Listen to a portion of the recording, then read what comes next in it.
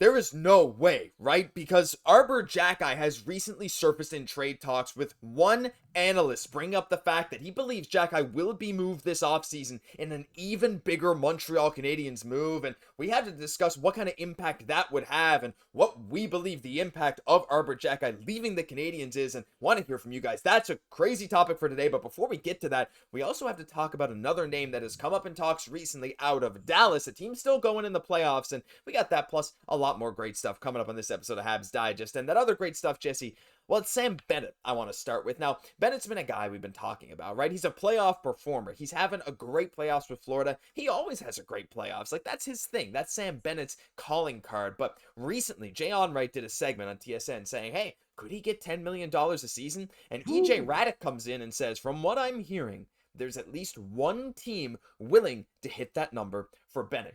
And my only thought here is, I hope it's not us. Now, I know Sam Bennett, Jesse, he is like a very valuable target. He's an unrestricted free agent. He plays center, solid faceoff percentage, great defensively, solid offensively, the exact kind of guy we'd love. At that price tag, there's no chance. Do you think there's any world that it's Montreal, at least that so far is known, to be willing to offer him $10 million? My Bucks are saying absolutely not. That's exactly the contract Kent and Jeff Gorton would want to avoid. But I don't know. I want to hear what your thoughts are on this whole thing. And $10 million for Bennett, you think that's too much? I think that Kent has his line, and that's above that line. And I really love that about Kent, that he sticks to his guns, right? And you really know what to kind of expect with him. And he's setting those baselines for future transactions by doing that. So for me, like with Sam Bennett, of course, him like performing in the playoffs, that matters. And definitely, certainly getting another Stanley Cup to his name would not hurt this argument for the $10 million there. But I definitely feel Kent Hughes, that's going to be a little bit too rich for his blood. It's a little bit too rich for my blood as well. But that being said, we need to get used to the idea that salaries are going to go up in the NHL. It's just a little bit of a shock value now because it just recently started, that ceiling has kind of raised there, but we need to get used to that idea going forward. Yeah, for sure. And that's one of these things, like, it's hard to, right? And again, when we're talking about Laine Hutson's contract, with the cap going up so fast, like, you know, in the NBA when this happened, players were just getting thrown money left and right. That seems to not really be happening in the NHL, but if we see Hutson get $9-10 million in 2 or 3 years, that's going to be probably a lower cap hit than what Suzuki's was when he signed it. You know, like that's kind of what we got to start looking at. Regardless, $10 million for Bennett is crazy. Got to hear your guys' thoughts on that down below, because I just hope it's not Montreal. That's one of those teams. But there is another name, Jesse, that has surfaced in recent talks, and of course with Dallas playing really good right now. Well, lost in a shutout to the Edmonton Oilers because Stuart Skinner only has 2 modes: trash or shutout. I don't really know what's going on there, but 1-1 in the series. But Mikael Granlund has been a guy that a lot of people are talking about. Of course, they traded for him from San Jose. Cody Ceci went over there too.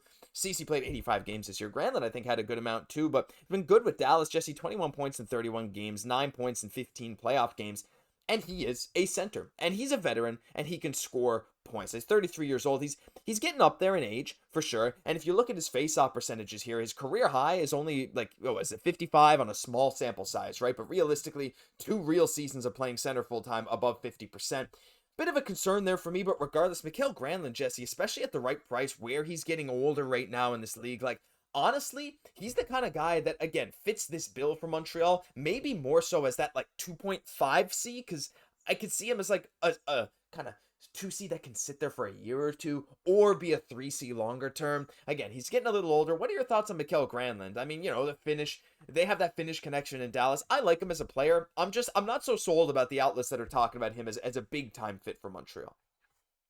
Yeah, for myself, I would probably have to say not quite the fit for Montreal at the 2C. Good production this year, but Josh, there's just too many inconsistencies. I mean, if we're looking at his DB here, we'd have to go back to before this season of 2021, where he's really played those 80 games. And even before then, we see quite, a bit of inconsistencies, not just in the time played, but also the injuries. And the production of kind of, being all over the place as well. There's just not enough production for me. And you kind of combine that with that size. That being said, it's he's had a great season this year, playing well in the playoffs matters. And he's having great production. I mean, 9 points in 14 games is really good for him there. He is playing top line on the left wing there with Rantanen and with Hintz there. So you got to feel like that's definitely kind of helping his case, to maybe pad those stats a little bit here for him. interesting though, right? Because this is a guy where it's not like out of the realm, out of possibility. It's not like, oh, there's no way that we could ever get Mikael Granlund. Like, this is a gettable person. And I think that's why it's important kind of having these conversations. And you need to really kind of weigh the opportunities, because there is a world, like Ken says all the time, like, we don't want to block the opportunities for other players.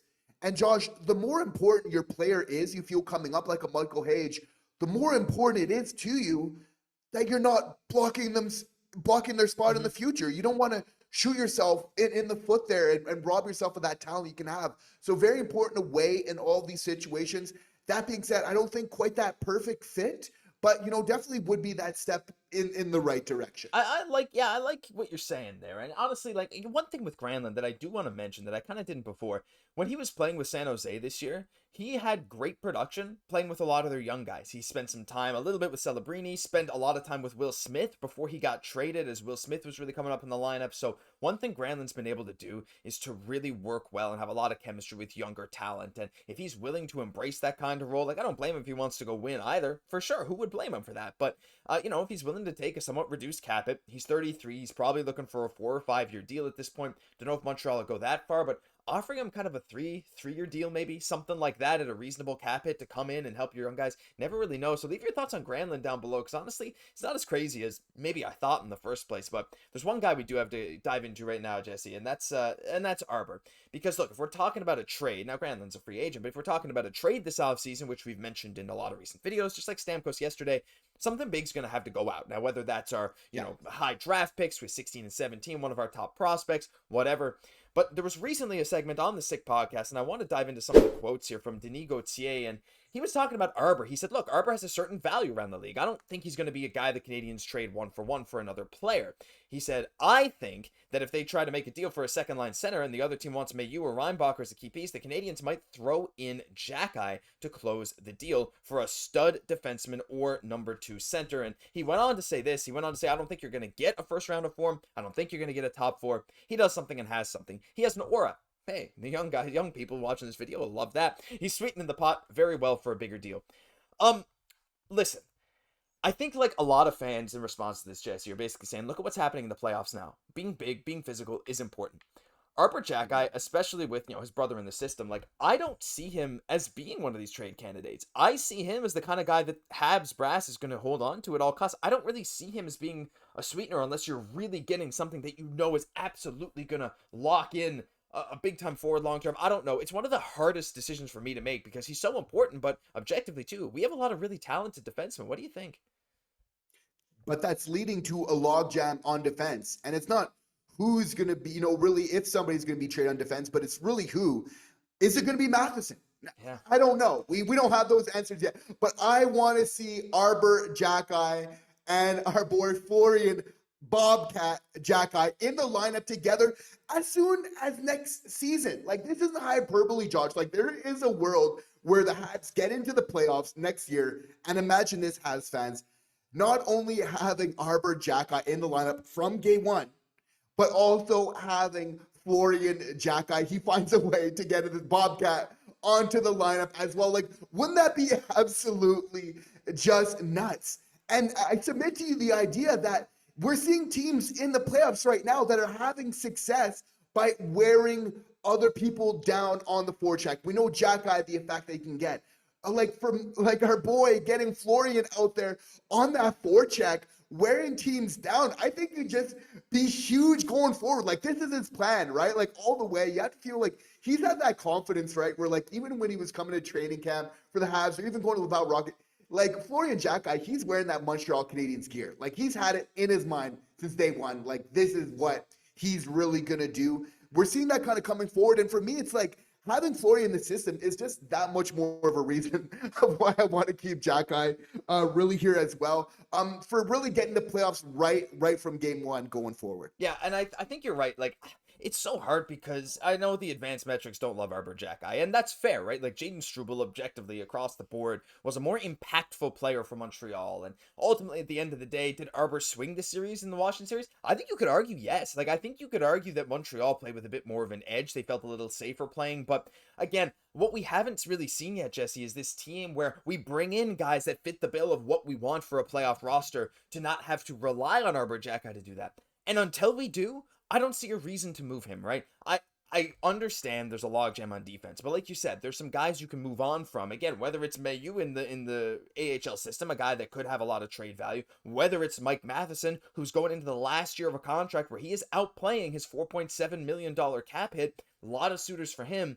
Having Arber around, at least for now, I think is the right decision. And maybe just a final question they're sending off, like maybe just outside all that stuff, it's like, I feel like he's a guy that a lot of the players love, and I know that hurts when you have to get rid of someone like that, but we've shown that we want to establish a culture. He has a great friendship with Guhle, he has a great friendship with the guys. At the end of the day, it's a business, but to me, like, I don't see him sweetening the pot enough to, like, get a deal over the finish line. To me, I feel like we have other guys or even other draft picks that could do the job instead of him, and if we do, to me, at least for now, unless it's something, like I said, absolutely crazy you're getting back, why not just keep him and see what he can do next season? Give him another chance, you know?